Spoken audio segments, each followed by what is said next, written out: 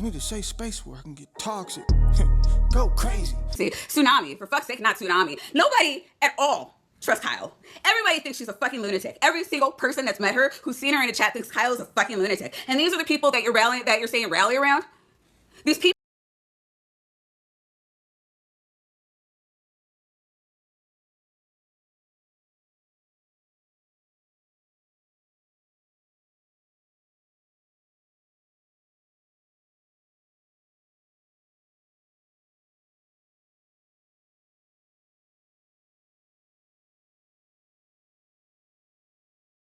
Their shortcomings, of their envy, of their deficiencies, of their moral turpitude.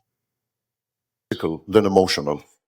So narcissists are not capable of any positive emotions and they have never ever loved you.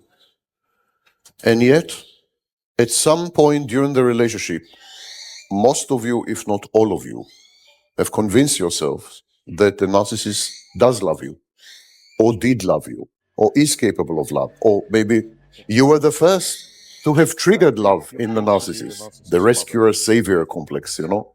With my love, I'm going to save him. With my love, I'm going to fix her. With my love, I'm going to be the one who transforms the narcissist and gives him life and gives him love and gives him everything that he has been denied as a child or has been denied throughout life and so on. There's a lot of pity involved, a lot of pity and a lot of maternal feelings. Gradually, incrementally, imperceptibly, and glacially. I love to say many words which basically say the same. Gradually, I'm not okay. Gradually, you came to be the narcissist's mother. Gradually, I'm not okay. Gradually, you came to be the narcissist's mother. Gradually, I'm not okay. Gradually, you came to be the narcissist's mother. Gradually,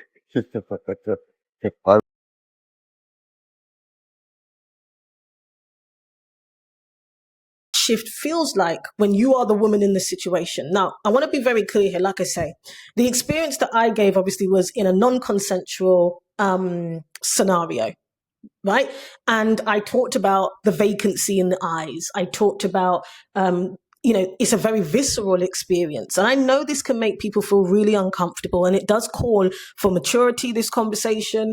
And this is the reality that I don't think is discussed enough, and why people don't understand why these experiences can be very violating. Okay, the depth of much it matters as to that man's character. But also, there is a belief, and this was a belief that I heard publicly shared in one of the worship meetings in my old religion when I was in my teens, that when a man is aroused, he can't help himself. He can't stop himself. Now, what does that really say for the woman in that scenario and her experience? Now, let me read you some of the comments that came up in the video, in the comments, right? One woman said that she felt cornered. She felt like prey. And I want to say this. These are women describing sex with their husbands and with their partners. I'm not even including the non-consensual scenarios that came up in the comments at all. Okay. And I think this is important because I think what often happens is, and I experienced this when on my first assault, I mistakenly, of course, shared it with some older women. I was about to say mature, but they weren't emotionally mature. They were just old in age. And, there's this vibe that, well, if you're married to someone, this doesn't happen. So the real issue is that you weren't married to him and you shouldn't have been alone with him anyway, right? Even though that wasn't the circumstance in which I was assaulted. But there's this attitude that actually these things happen to you, okay, if you haven't done it God's way, if you haven't done it the right way. But actually the evidence, which I was aware of before, but now there are hundreds of comments from women saying the same thing, that actually these are with people that they've made vows to, people that they love, people that they respect, that they thought respected them. And this was the bodily experience during sex, okay? So I think it's so important to get that laid out already.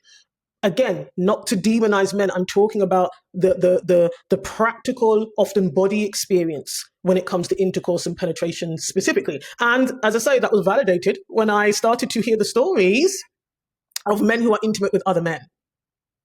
And the other thing I want to say as well, of course, is that generally speaking, women are encouraged to protect institutions and systems that are connected to heterosexual norms.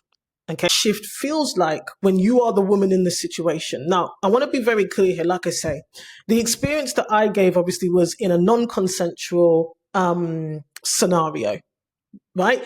And I talked about the vacancy in the eyes. I talked about, it's a very visceral experience. And I know this can make people feel really uncomfortable, and it does call for maturity, this conversation. And this is the reality that I don't think is discussed enough, and why people don't understand why these experiences can be very violating. Okay, the depth of violation. But also what was interesting is that in the comments, there were women who had remained virgins until marriage and experienced something very similar. So even in the dynamic of consensual sex, the experience was traumatic for their body and their nervous system.